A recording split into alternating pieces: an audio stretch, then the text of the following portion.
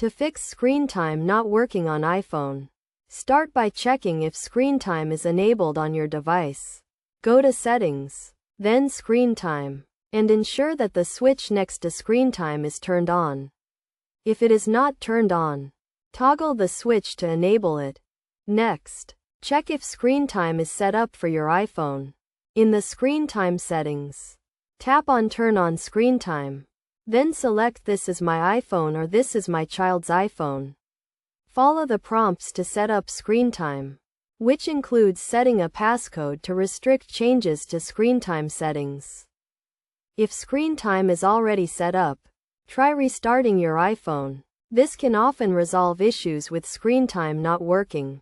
To restart your iPhone, press and hold the sleep-wake button until the power-off slider appears. Then drag the slider to the right to turn off your iPhone. Press and hold the sleep-wake button again until the Apple logo appears to turn it back on. Another step is to check for any software updates. Go to Settings, then General, then Software Update. If an update is available, tap on Download and install to update your iPhone to the latest version of iOS. Additionally, ensure that screen time is set to include all apps. In the screen time settings, tap on App Limits, then tap on Add Limit, and select all apps and categories. This ensures that screen time tracks usage across all apps on your iPhone. If none of these steps resolve the issue, try resetting all settings on your iPhone.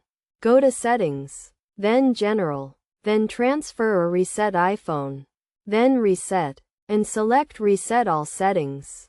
This will reset all settings to their default values, which can help resolve issues with screen time not working. Finally, if screen time still does not work, consider contacting Apple support for further assistance.